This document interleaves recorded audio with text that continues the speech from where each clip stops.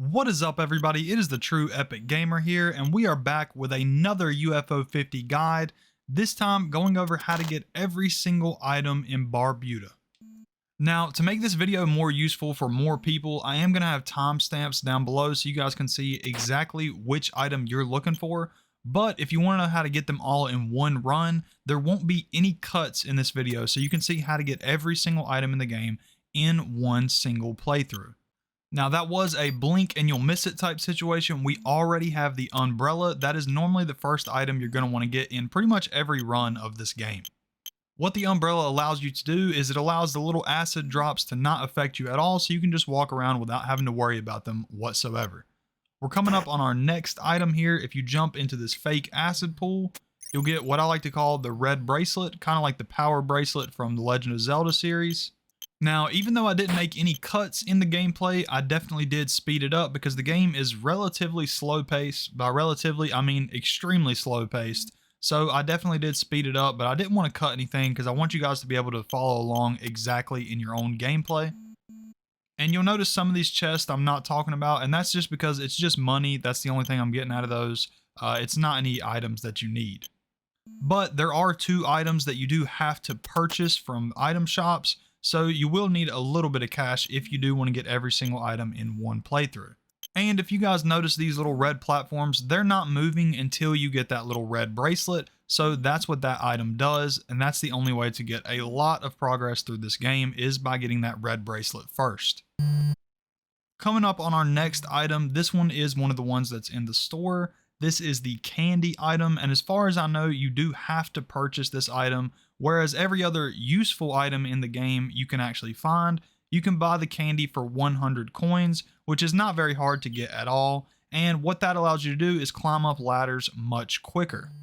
Not only is that useful just because the game is slow paced, but there is also spots in the map where you actually need that in order to progress. For our next item, you want to jump exactly where I did and then jump back to the left.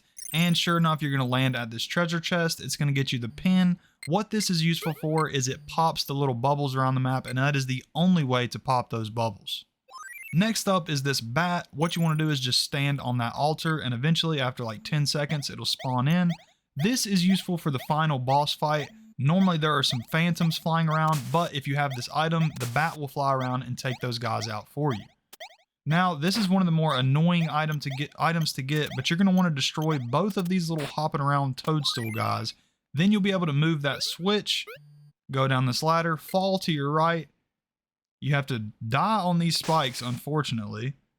But you do get an extremely cool item, that being the Bloodsword, and I believe it deals double damage compared to the normal sword.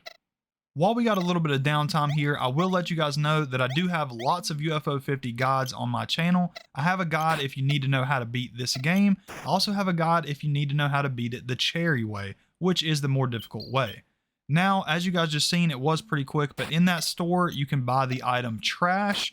This item has no purpose whatsoever, but if you want to collect every item in the game, you will have to purchase that for 50 coins. Moving on to our next item, a lot of you guys probably didn't figure out this puzzle pretty early on in the game. You go in this AB room and you're going to want to follow my exact path. I drew it on screen to make it a little bit easier for you guys. That will unlock a secret door on the bottom right of the screen, giving you access to what I like to call the big key. If you take this key and you ride that red elevator up to the top and you go to the right and you get through these platforms, you'll be able to go straight to the end of the game. However, if you go this way, this is a little secret path that'll actually take you above the Barbuta sign, as you guys can see, which is really cool. And this is not the only way to get to the wand item, but it is the quickest way. So it's the way I'm going to show you guys, and a pretty cool little path. Now that you got the wand, that is every item.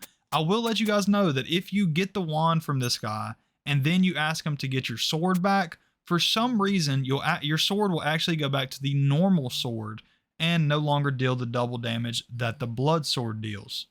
With that being said, you guys now should have all 9 items in Barbuta. I hope this video helped a bunch of you guys find the items that you were missing. And if you guys want to and you did enjoy this video, make sure to hit that subscribe button. We are getting extremely close to 1,000 subscribers, which has been my lifelong dream.